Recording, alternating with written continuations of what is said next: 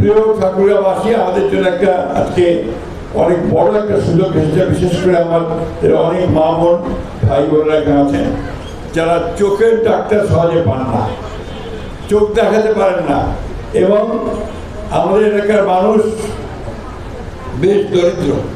তাদের পক্ষে ঢাকায় গিয়ে, দিনাজপুরে গিয়ে, রংপুরে গিয়ে অথবা ঠাকুরগাঁও চোখের হাসপাতাল থেকে ডাক্তার দেখানো খুব কঠিন। তো এই ধরনের আই ক্যাম্প যখন হয় তখন তাদের জন্য একটা বড় সুযোগ আসে, তারা সেই চোখের চিকিৎসাটা করাতে সক্ষম হন। এখন পর্যন্ত 2900 রোগী তারা নাম লিখিয়েছেন। খুব কঠিন কাজ। আমি ধন্যবাদ দেবো চিকিৎসকদেরকে যারা নেপাল থেকে এসছেন এবং আমাদের অফিস থেকে এসছেন, যে তারা এখানে এই 5 দিন ধরে এই ক্যাম্পটাকে তারা চালাবেন। এটা আমাদের জন্য একটা বিরাট একটা সুবিধা আমাদেরকে এলাকার মানুষের মধ্যে এনে দিয়েছে। প্রিয় ভাই বোনেরা, জানেন যে আমরা কাজ করার চেষ্টা করছি। আমরা ইতিমধ্যে আমাদের যে স্বাস্থ্যসেবার জন্য আমাদের যে হাসপাতাল আছে 250 বেডের ছিল, সেটাকে ইতিমধ্যে 600 বেডে রূপান্তর করা হয়েছে। এটা আপনার কাজ শুরু করছে। আমরা একটা মেডিকেল কলেজ এখানে স্থাপন করতে যাচ্ছি। ইনশাআল্লাহ আগামী বছর থেকে এখানে ছাত্র ভর্তি শুরু হবে এবং কয়েক বছরের মধ্যেই আপনার মেডিকেল কলেজটি পাকা হয়ে যাবে এবং ছেলেমেয়েরা সবাই সেই মেডিকেল কলেজ হাসপাতালে তারা পড়াশোনা করতে পারবে। আমরা চেষ্টা করছি কাজগুলো যত দ্রুত করা যায় স্বাস্থ্যসেবার ক্ষেত্রে।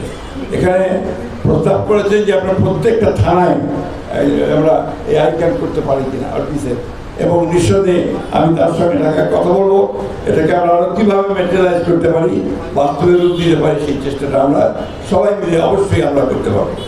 আমাদের ঠাকুরগাঁয়ের মানুষ কিন্তু অত্যন্ত উদ্যোগী মানুষ, পরিশ্রমী মানুষ। আমি বক্তব্য দিয়ে করবো না।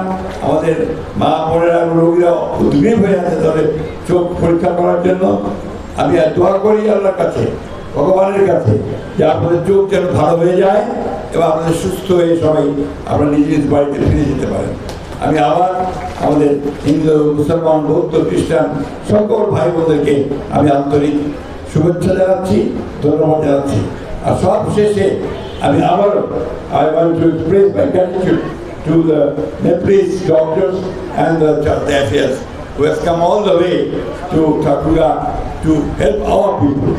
And we believe that this event will definitely strengthen our friendship with Nepal. Nepal is our friend since long.